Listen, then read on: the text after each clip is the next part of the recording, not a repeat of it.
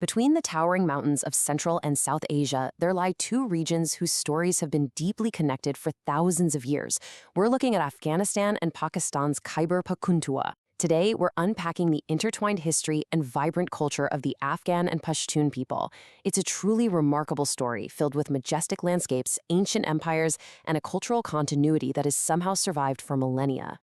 You know, historian Willem Vogelsang really hit the nail on the head when he said, studying the history of the origin of Afghans and Pashtuns is akin to exploring the source of the Amazon River. And it's so true. We're talking about a massive, complex history here, one with countless tributaries, winding paths, and plenty of hidden depths. So, here's how we're going to break this down today.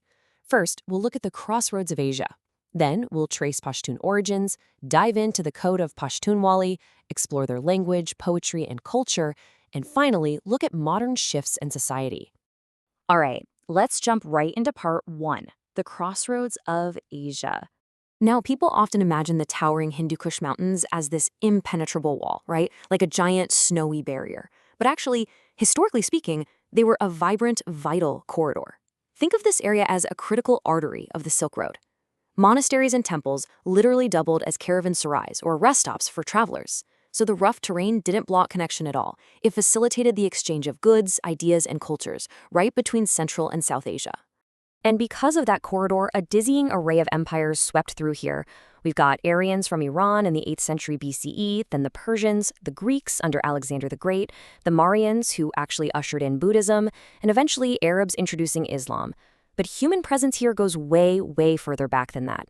To put it in perspective, excavations in the Gar-e-Mar cave in northern Afghanistan reveal early cultivation of wheat and barley happening there up to 11,000 years ago.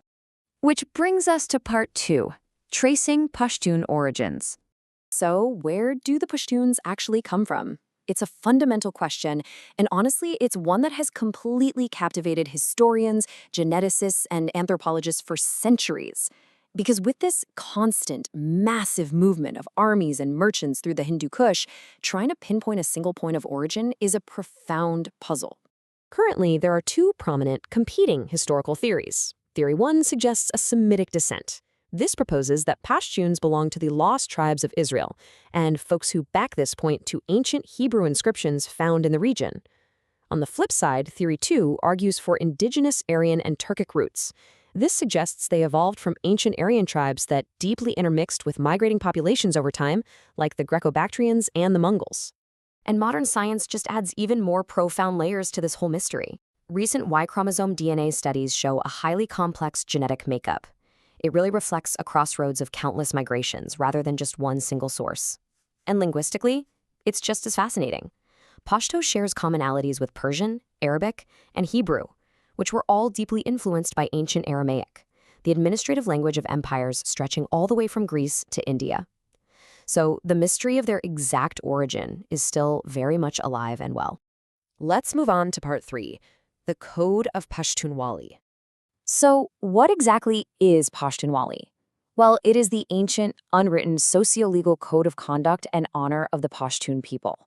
You can think of it as the ultimate cultural glue. It's exactly what has held the Pashtun identity together through millennia of changing empires, shifting borders, and modern conflicts. The core elements of Pashtunwali dictate everyday life. We're talking about everything from hospitality and granting asylum to justice and revenge. And what's truly remarkable here is that Pashtunwali is so deeply ingrained in the culture that it's often honored alongside or sometimes even above formal religious texts or state laws. It's a way of life that predates Islam and completely transcends modern political borders. Next up is part 4, language, poetry, and culture. The Pashto language is a massive pillar of their identity. And within that language, there is this deep, profound reverence for classical poets, figures like Rahman Baba, who is widely known as the poet of the Pashtuns, and Amir Hamza Shinwari hold absolute legendary status. But their poetry isn't just written text sitting in a book somewhere. It's part of an oral tradition spanning thousands of years. It's memorized, it's sung, and it keeps the emotional landscape of the people alive, passing directly from generation to generation. Finally, let's look at part 5, modern shifts in society. Today, what we're seeing is this really fascinating blend of traditional culture meeting modern influence. For instance, during the 1980s and 90s, millions of Afghan refugees, mostly Pashtun, fled into Pakistan.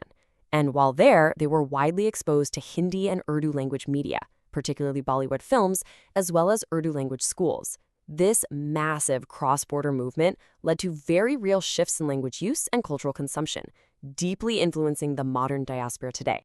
And you can really see this modern expression shining through today's cultural icons. Over in sports, Pashtun athletes have become absolute legends on the global stage. Cricketers like Yunus Khan, Fakhar Zaman, and Mohammad Rizwan are celebrated worldwide for bringing their legendary resilience right to the pitch. And in other spheres, we see trailblazing figures like Katul Mohammadzai, Afghanistan's first female paratrooper, who is totally redefining roles within a deeply traditional society. As we look at all of this, it becomes clear that geography creates borders, but shared history tells a much larger, connected story.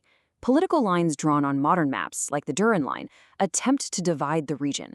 But the shared DNA, the ancient trade routes, the deep code of Pashtunwali, and the Pashto language itself, they all reveal a unified cultural landscape that just refuses to be severed by a simple border. So, it leaves us asking, how do ancient geographical crossroads continue to shape our own modern identities? The story of Afghanistan and Khyber Pakhtunkhwa proves that we are all, in a way, collections of the travelers, the ideas, and the histories that have passed through our own lands. History connects us. Understanding brings us closer.